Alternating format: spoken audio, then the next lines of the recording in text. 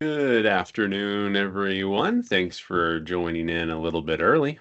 And as I wrote, we do have about a 30-minute webinar today, maybe even an early. I'm not sure. My hope is to get in and explore the topic and then get out so that you can all get back to your very, very busy days, of which I appreciate you taking a little bit of that time away for this webinar. And we're right at time according to my clock here, so we'll get started in just about 30 seconds to get people that time to switch from one of their meetings to their next meetings, especially for those that aren't really familiar with Microsoft Teams. Sometimes it takes a little bit of getting used to if you're a first-time user. But again, thank you everybody for joining in. We'll get started here in just about 30 seconds.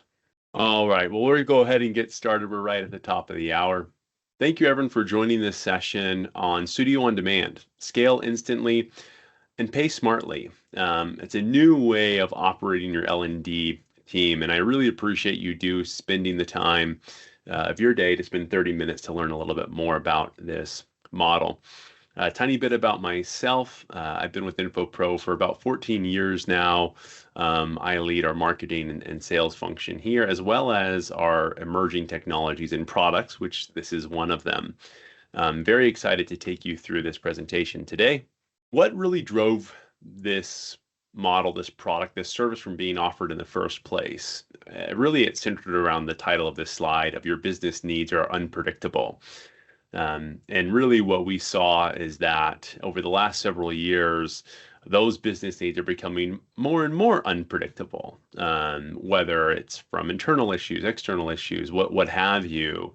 The ability to match the supply with demand of resources and talent and what you're being asked to do with the demand is really, really tough. And really the holy grail when we were talking with a lot of chief learning officers of what would be perfect for them. They said, I'm looking for a team that can scale up and scale down quickly, a team that can think strategically but be able to act quickly and respond immediately.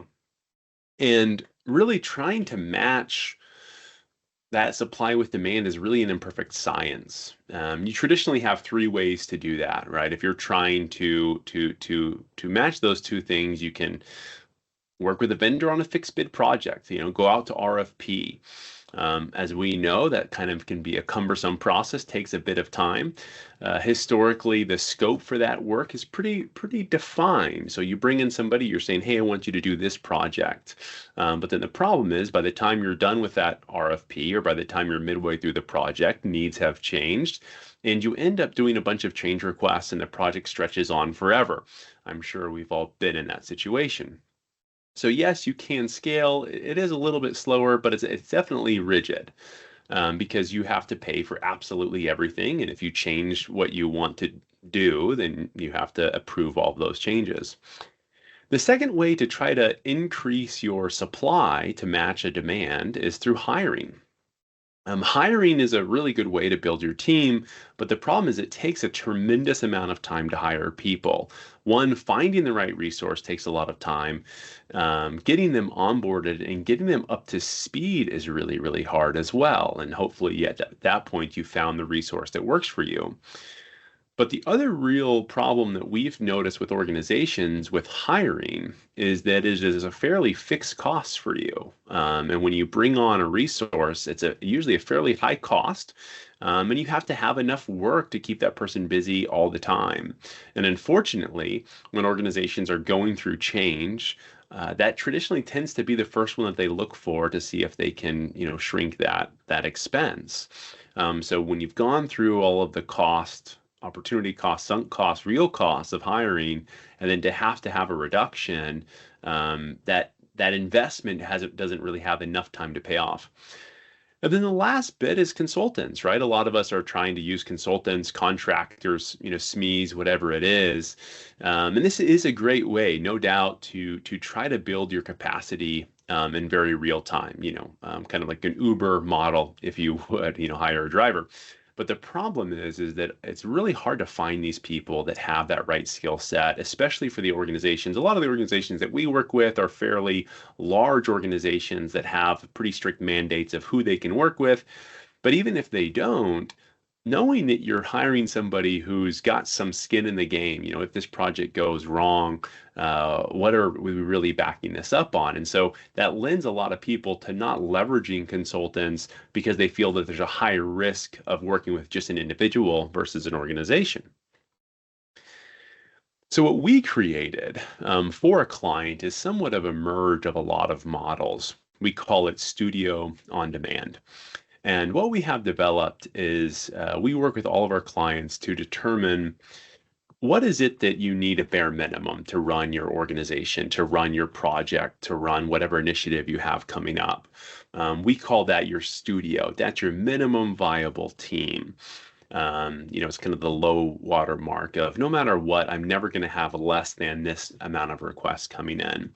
And the goal is to have this team dedicated to your company. In all intents and purposes, we want them to act, live, breathe, feel like an employee of the organization that they're working with. That is always 100% dedicated to you. And then as volume picks up, this is where the uniqueness of the model kicks in, where we offer an on-demand switch, where you're able to add to this team different roles, different requests, 10 people, 2 people, 1 person, whatever it is, whatever that flex that you need, whatever that on-demand resource you need as a big project comes up or a big initiative, we're going to add all these on-demand resources for you. But the beauty is when you don't need them, we take those on-demand resources away. So the real foundation of all of this is trying to shift from a traditional cost model like we would have on the left. And this is how most organizations are ran with the traditional cost model, have a really high fixed cost, which is mostly made up of resources. And then you have a small variable window, which is like outsourcing, things like that. What we try to do is flip that and say, if you're able to create a dynamic cost model where your variable costs outweigh your fixed costs, you're able to only pay for those resources you need, which again, these days has become incredibly valuable because we don't really know where to measure our fixed. When we're trying to set our fixed cost, it's incredibly difficult. I was speaking with the old CLO of McDonald's and asking him, how do you even measure what your fixed cost resource should be for facilitators, as an example? And he said it's nearly impossible. He's like, and I really only accommodate for 60% utilization of those resources because I know it's really hard to always make them available for every single training program. This helps you have to not go through so much calculations to figure out exactly what resources will I need to match the business needs. Because we all know that once the business starts operating, those needs are going to change. So what's a really good example of this? This is probably the most typical use case. So a lot of people come to us and want these on-demand teams, these studio on-demand teams built for content production. Traditionally, because it's a fairly scalable solution, traditionally not highly strategic, right? It's a great use case for outsourcing. And what we say is we'll give you a fixed team. A fixed team would look like a half of a project manager's resources, a half of a learning experience architect, a very senior level resource, and then 2 full-time instructional designers. So this becomes your studio. This is the studio that works with you every single day and is essentially a part of your organization. Now you can see here we've put the cost right up front. The cost for that team on the top left there is $180,000 a year. And what we have found, we've worked with a lot of our clients on what is really, at what point do you start to see the value of a model like this? And it is at that level. Anything less than this, and you're not really able to have enough scale, enough speed, you end up operating really similarly to the old model that you already have. So this is really the baseline of where you want to go as a minimum of this team. And again, I mean, if you look at the opportunity, the cost of these, you're essentially getting 3 full-time resources. The cost is still pretty advantageous. And just so that you're somewhat aware, so what could this team produce? Just this team here, forget the on-demand hourly resources. This studio would roughly produce these assets. These are the types of things that they would be able to do for about that cost and probably a little bit more. Now, again, that's your fixed studio. Your on-demand resources at the bottom, editors, illustrators, writers, whatever it should be. You need some AI work done, whatever it is. All of those resources, they get billed hourly. You get billed for exactly however much you use them. And then the second you don't, you're not billed another cent. So let's take a look at a couple use cases here and how have our clients leveraged this type of on-demand solution. One really good way is if you have a highly specific skill set. A lot of organizations realize they have a lot of different modalities that they want to create training programs for. And that's not going away. Like, it seems like these days the tools, the modalities that we're trying to deliver in are just getting more, right? It used to kind of be, okay, is it an instructor led or is it, a desktop based, e-learning? But now you have simulations, you have videos, you have avatar based, you have AR, VR. There's so many different types of modalities you're trying to train in, and it doesn't necessarily make sense to hire a full-time resource that does that. What you really want is just kind of a fixed team to do the majority of your work. And then as you have those specific requests, video work, AR, VR, whatever it is, those resources get added to your team and you build them on demand. So that's a really good use case is if you are looking to build a lot of different modalities, but you don't necessarily have enough work to keep somebody busy full time. Second one is meeting critical deadlines. Happens all the time. We just had an organization come to us and say, we have over 300 hours of e-learning content that needs to change because of a new regulation in Europe. Now, we don't have the time to dig into all 300 learning programs and understand what it's going to take or what the resources are going to be required. We want you to come in and do that, and it needs to be done in 3 months. Now, the beauty is that this team is going to flex up, it's going to flex down based off of how many resources that get fed to us to do those changes.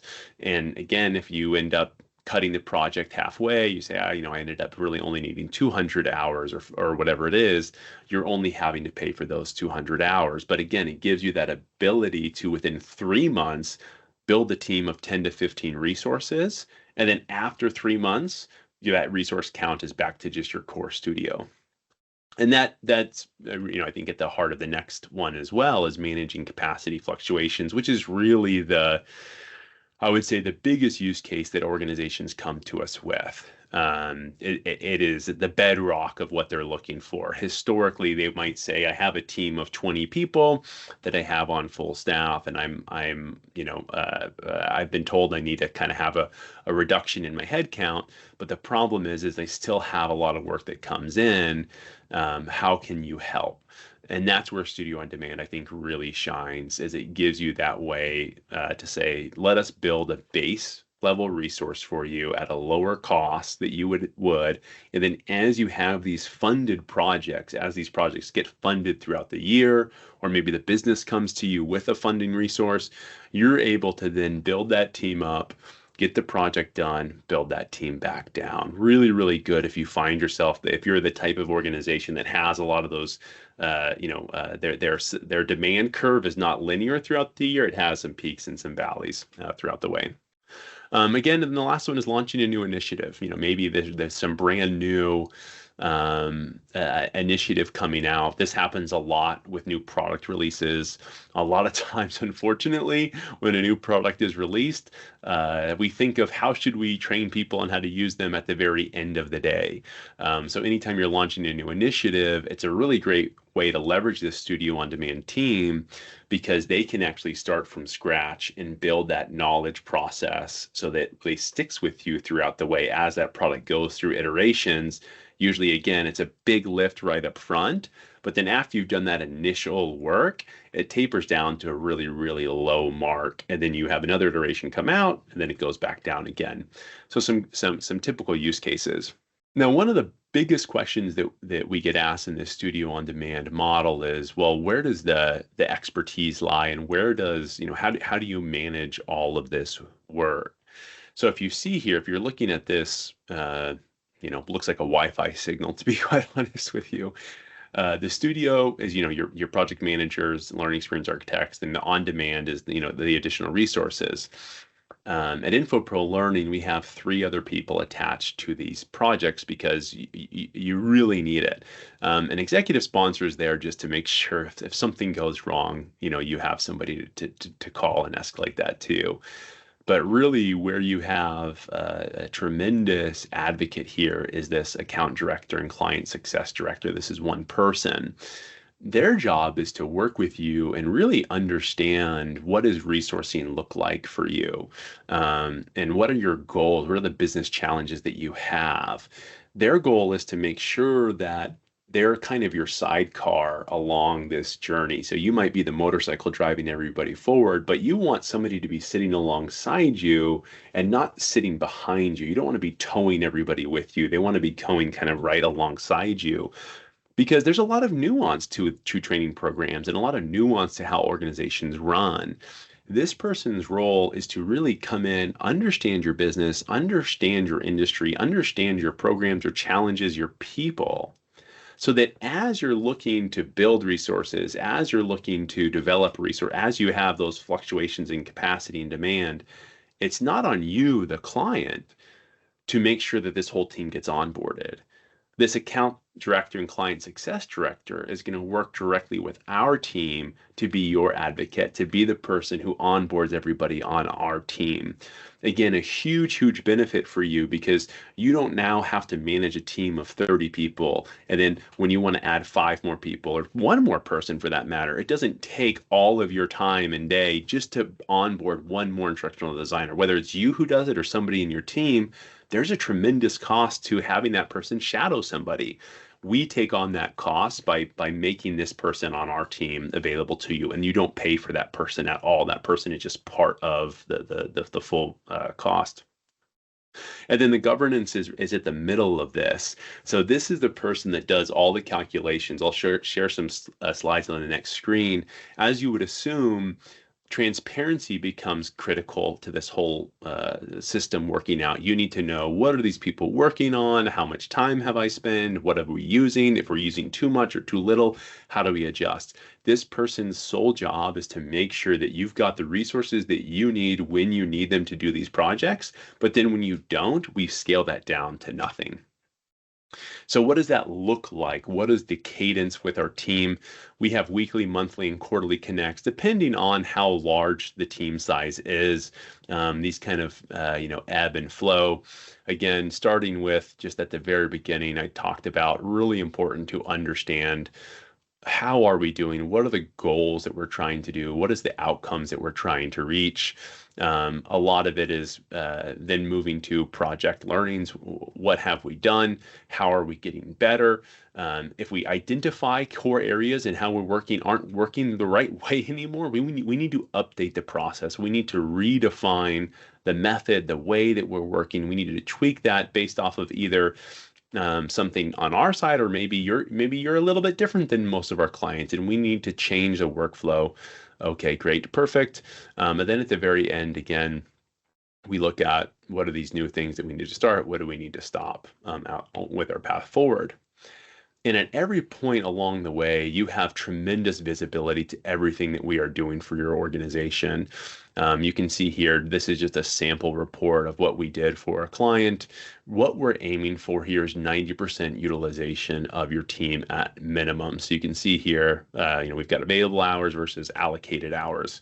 And what we're trying to do is match those as close as they can throughout the month. Again, our goal is no more than 10% variance in utilization of that team. If you're, on average, utilization of an employee is like 65 to 70%. So we are fairly high with our SLAs on that, of hoping that team is busy 90% of the time is another kind of easy way to say that. And you can see that we break it out by roles. And then down on the bottom, we have projects as well. Now, this can be integrated into whatever application you're using if you already have one. If you don't have a system for reporting, a system for tracking, you get all of this with no extra charge. And last slide here, again, I said we're going to try to cover these things as quick as we can. And I think we're, about 20 minutes in, so we're running just perfectly here. What is a good example? Well, this work with Bayer. They came to us and mentioned, how many different programs they had, and they said, "Listen, we're going to develop assets as they come to us. The business is in charge of getting these assets over to us. You then need to take those assets, produce them, create them, and send them back to the business. But we're really at the whims of this business and these SMEs. So we want you to scale up and scale down as we can." And their target was said, if we could, and this is what, we pegged their cost against a 100 asset model. So at the beginning, we said, okay, we think it's going to roughly cost this amount of money, $600,000 to do these 100 assets. Well, what we were able to do was to deliver 169 assets for that same exact cost. So it worked out really, really well for Bayer. And as you can tell, it was a 20% gain. They saved over 120. Well, I should say in this case, they had already outlined a cost. So internally, they had mentioned that for them to do this work, it was going to take $1 million. We gave them a quote of 600,000 to do that same work. And at the end of the day, they said, okay, well, this was great. We paid, if we were to go list price and pay you per every asset, we would have charged 720,000. You were able to do so at the same cost. So really, these days when you talk and you hear it, I think many of us hear this just about all day is, how do I do more with less? Well, this is an example, perfect use case of how to do more with less. A lot of the times, when we talk about either budgets being cut or something like that, we talk about cost savings, and that's great. And we can absolutely deliver cost savings for you. If you are spending X, we can work with you on doing Y. But really for us, the more fun conversation is, how do we do more sometimes even with the same? So if you have the same budget, but you're looking to reach more learners, do more, we have that ability as well. And you can see here, what did their team look like? So here is their studio team. These are the people that are available and were available at throughout the entire year for Bayer. So these people never left the project. They were constantly on. And then the people down here at the bottom were the people that we leveraged if and when we need them. So as you can see here, we actually ended up creating quite a bunch of videos. So we ended up leveraging this on-demand team quite a bit to make sure that we could do quite a bit of video production. And with that, we're at the end. As I said, it was going to be a pretty fast 30-minute webinar. I don't know if I've done many 30-minute webinars, but it was a fun one to experiment and a fun one to do. Do want to open it up. If there are any questions, please feel free to put those in the chat. Raise your hand, and we'd be happy to get to those. If not, for those that are here, thank you so much for joining in this webinar. We're going to send you this recording. If anybody has an interest in learning about Studio on Demand or getting a quote of what might this look like, a really good place to start is just a simple conversation and taking a look at an ROI analysis of, okay, this is what my current structure looks like. What would doing Studio on Demand, what would that look like? What would my costs look like? What would a good team look like for me? If you have an interest in that, really encourage you to reach out. You can reach out to me directly. I'm going to put my email address here for anybody who would be interested in that. You can also, again, follow me on LinkedIn. Average ramp up time, really, really good question. And sorry, my light that I have here keeps going off. So ramp time, the most critical ramp is at the very beginning. So when we're looking at what is going to be the cost for that very first, essentially bringing Infopro Learning up to speed. That traditionally takes a month. To build that studio, right? We said there's the studio component, which is your fixed team. Then you have your on-demand component, which is your flex up and down. We say give us around a month to build out that studio and to make sure those people have your brand assets. We create a series of QA, a series of checklists. We create a series of dashboards for you to view. That whole process of setup, traditionally, I would say our team is up and ready within a month. After that, depending on the resource and depending on the nature of the request, you're looking at, like, if you need an instructional designer, usually we can add one within 24 hours. If you tell us today you need an instructional designer tomorrow, or if you tell us today, what is today, Thursday, by Monday you would have an instructional designer. Unless you're the type of organization that constantly has these fluxes, if you're used to, okay, I need somebody tomorrow and then I need somebody the next day, your project manager is going to know that and know that you're fairly flexible. And so we'll probably always keep some resources on the bench. The one exception to that is if you need to add a bunch of resources. So let's assume you tell us, oh, we just got informed we're launching this new product and we need to create, 10 hours of e-learning on this product or whatever it is within a month. For that, we would take it about a week to get those 10 resources, because we not only need to get the 10 resources from other projects, but we also need to onboard them onto the ways of working. So those, as you would assume, that would take a little bit longer. Hope I answered your question. Okay, JD. Robin, are the resources only digital ILT?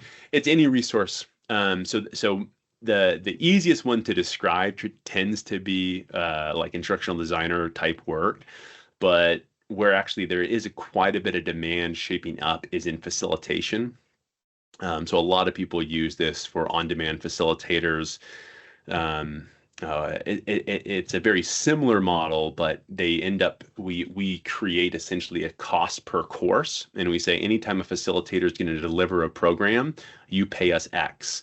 And historically, that works really well for organizations that have training scattered throughout the year, or maybe scattered throughout the country or countries or the world. Doesn't make sense maybe to fly a resource from California to Florida to deliver one training program over 2 days. You're much better off, much more cost effective to leverage a network of our facilitators that you only pay when you actually have to use them. Also, if you're talking about the production of IoT assets, that's also done. What about data rights?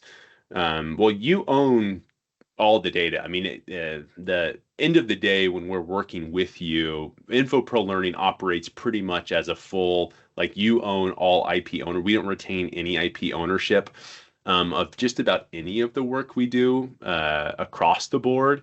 So anything that this team creates, anything that this team develops, the IP becomes your company's IP.